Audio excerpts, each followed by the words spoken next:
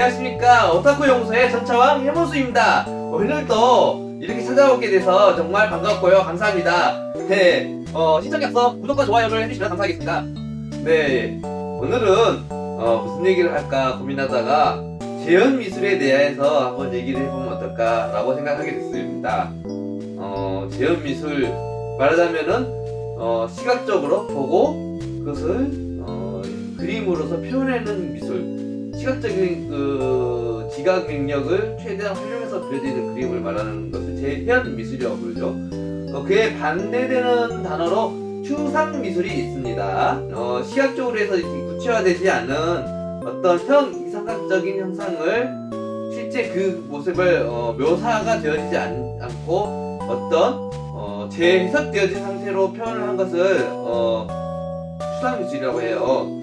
그러니까 이제 추상 미술은 현대 미술에 와서 이제 발전된 미술이고, 과거에서 지금까지 쭉 내려오면서 미술은 어떻게 발전하게 되냐면요, 이제 서양 미술이나 동양 미술 할 것 없이 미술은 필요에 의해서 발전을 하게 돼요. 우리가 미술을 그냥 인문적 영역에서만 발전을 이렇게 하다 보면은 과학적 영역이나 엔지니어링적 영역에서의 미술을 우리가 관가하게 되는데, 사실 인간 사상에서 그 자본적인 부분이나 엔지니어링적 부분, 그리고 과학적 부분에서 미술이 상당히 중요하다 생각해요. 그것이 빠진 상태로 미술을 공부하게 되면은 미술을 자세하게 이해하기가 굉장히 어렵게 돼요. 지금 현대사회에서 미술이 이렇게 된 것은 과거를 역사적으로도 이렇게 살펴볼 필요가 있다 생각해요. 살펴보자면은 미술은 꾸준히 누군가의 요구로 인해서 발달하게 돼요. 이제 물론 이제 이렇게 생각하시는 분들도 그림을 그리는 사람의 이렇게 추상적인 생각이나 사상을 그림으로서 표현해서 그 표현적 수단으로 이렇게 최소한 발달해 되었다. 네, 틀린 말은 아닌데, 이제 가장 최근에 의해서 말하자면 현대에 와서 미술을 되돌아봤을 때 현대 수준에 맞게 재해석된 해석입니다. 그 당시 그 사람들의 요구 조건에 맞춰서 발달되었다고 봐도 과언이 아니에요. 미술의 시작을 해서 생각하면 라스코 동굴벽화가 있잖아요.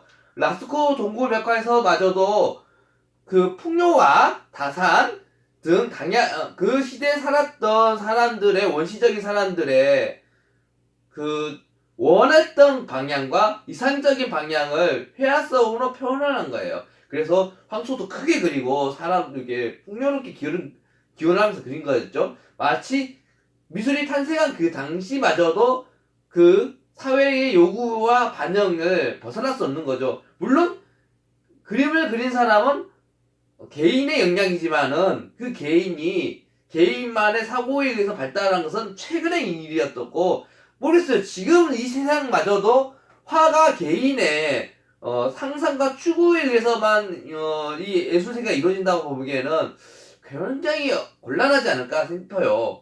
저는 그렇게 생각해요. 불가능하다고 생각합니다. 지금마저도 그 사회성 안에서의 미술이라는 것은 아직도 변하지 않는다고 생각해요.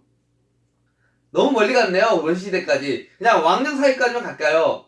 루이 14세나 이랬던 그 프랑스 왕정사회나 이랬을 때 미술의 역할은 무엇이었냐면요, 왕의 그 생활을나 그 귀족들의 그 요구의 조건에 의해서 그림들이 그려지게 되잖아요.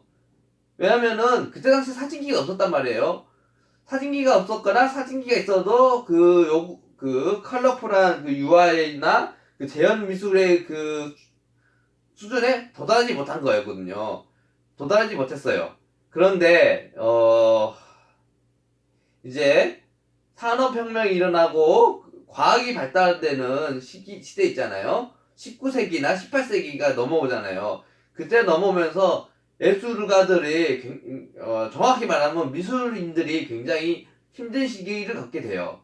왜 어떻게 겪게 되냐면은 더 이상 왕들은 몰락해버리고 자본주의의 그 부르주아들은 이제 사진기라는 발명기에 의해서 더 이상 회화의 필요성이 점점 밀려나게 되는 거죠.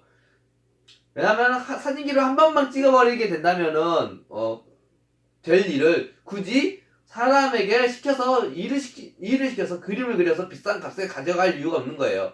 그러니까 물론 이제 아주 잘 그리신 분이나 그게 굉장히 잘하는 사람들은 그렇지는 않지만 사실 그 부분을 얘기한 게 보편성을 보자면은 그렇게 된다는 얘기입니다.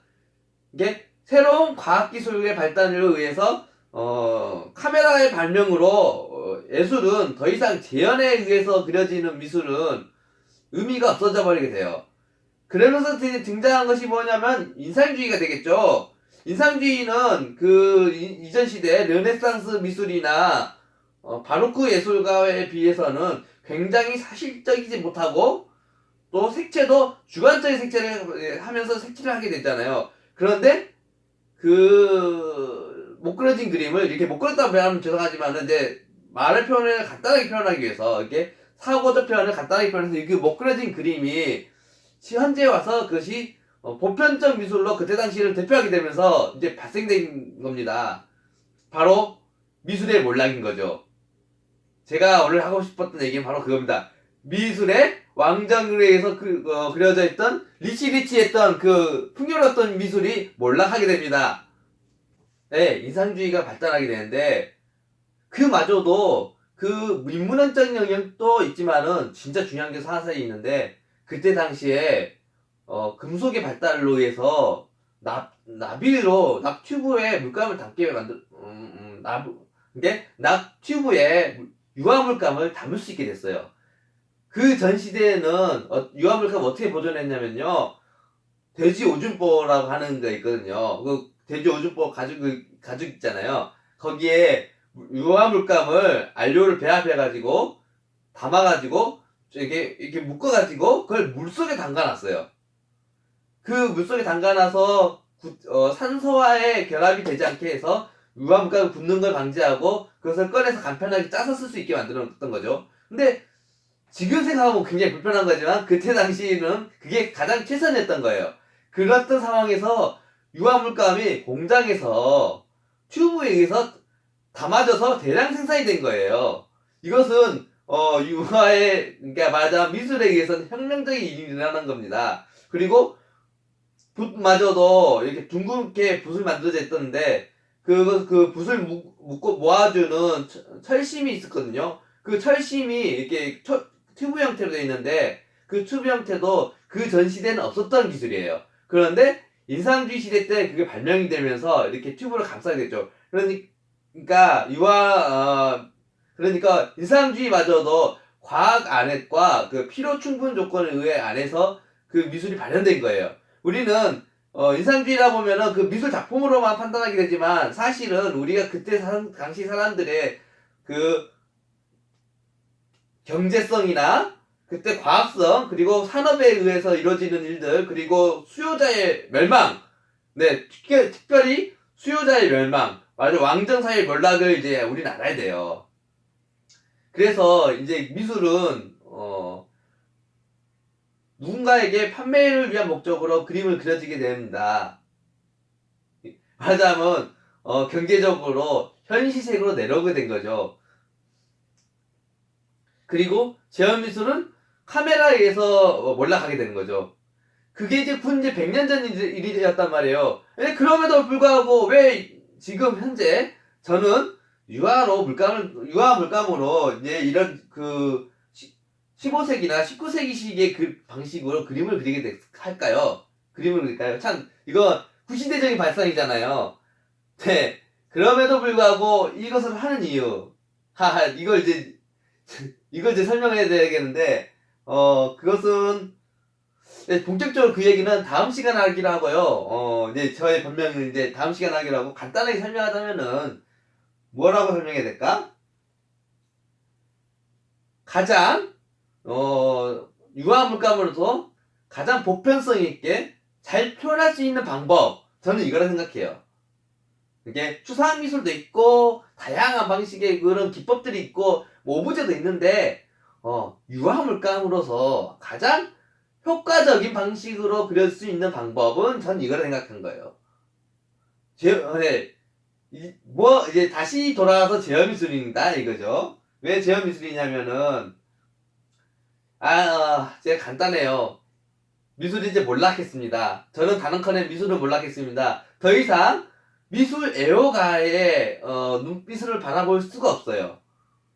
그 형이상적인 걸로 위해서 그들에게 어떤 지적 허영심을 주기 위해서는 미술은 너무 열악합니다. 이제 더 이상 우리는 경제성 안에서 더 이상 보존을 할 수 없게 될 거라서 전 단언합니다. 그렇다면은 우리 할 것도 없네. 내가 삶을 영위하기 위해서 말하자면은 제 기술을 이용해서 먹고 살기 위해서는 어떻게 해야 되느냐? 대중성을 생각할 수밖에 없다고 생각해요. 그래서 대중성을 이렇게 생각했을 때 가장 대중들이 예술 작품을 봤을 때 어렵지 않아야 된다 생각해요. 말하자면은 북한에서 하는 주체 그림 같은 거 있잖아요. 그 그림들 보면 굉장히 사실적이잖아요. 이게 뭐 주체 사상이나 주체화를 보면은 되게 구체적이고 사실적으로 묘사하는데 왜 그러냐면은 그 그림들이 그 목적성을 갖고 있기 때문이에요. 저도 이제 물론 이제 그런 내용의 작업은 아니지만 주체화나 그런 그림은 아니지만 저도 그 대중성에 의해서 생각한다면은 결국에는 이 방법을 택하게 된 거예요. 물론 이제 팝아트도 있고 그럽니다. 대중성을 생각하는 팝아트나 이런 방식의 작업이 있는데 근데 그런 방식의 작업에 의해서는 팝아트라고 했을 때는 어떤 그 유명한 캐릭터나 유명한 예술가를 어떻게 이렇게 표현을 해서 작업해야 되는데 거기에 대한 모순점이 존재합니다. 왜냐면은 그 내용들이 너무 팝적으로 들어섬을 위해서 제가 제시할 수 있는 어떤 캐릭터성이나 이런 부분들을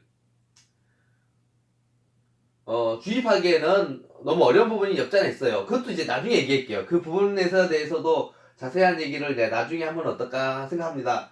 말하자면 저는 이제 제가 하고자 하는 얘기를 구상적으로 표현해서 그 가상세계 안에 표현을 하는 것에 대해 천착하게 됐습니다. 이 그림을 이렇게 이제 제가 그렸는데 이거는 이제 제가 어디 갔냐? 2016년에 그린 그 작품인데요. 이 그림에 이 소녀, 전차, 그리고 이 장난감 비행기, 야스카와 로보트, 그리고 이 뒤에 있는 배경, 그리고 이 멋진 의자, 이 모든 것은 다 가상입니다. 실제 존재하지 않아요. 이 그림에 그릴 때 이 모델과 이 세팅되어진 스튜디오가 없습니다. 이 스튜디오는 제 머릿속에 있는 거죠. 그 머릿속에 있는 것을 시각적으로 시각적이라는 그 재현이라는 어떤 구시점을 향해서 작업을 한 거예요. 말하자면은 가상을 현실을 구체화했을 때 가장 좋은 방법을 생각합니다. 이 방법이 유아이고 그것을 구상해야로. 그래서 쟤는 무엇을 표현하고 싶었냐? 너는 굳이 실제 존재하지 않는 것을 굳이 왜 이렇게 구상적으로 표현했을까? 다 이유가 있는 거죠. 네. 제가 생각하는, 화가의 중요점이 뭐냐면 더 이상 화가는, 기술자적 영역이 아니라 어떤 이야기를 제안해야 된다 생각해요. 저의 이야기를, 이렇게 제안을 한 것입니다. 이 이야기는 무엇일까요? 바로, 새로운 산업시대로 우린 도약하자는 얘기입니다. 간단하게 표현하자면은, 새로운 산업시대로 도약하자. 이제 IT와 로봇 산업이 발달할 것인데 저는 그 부분에 대해서 되게 기대적입니다.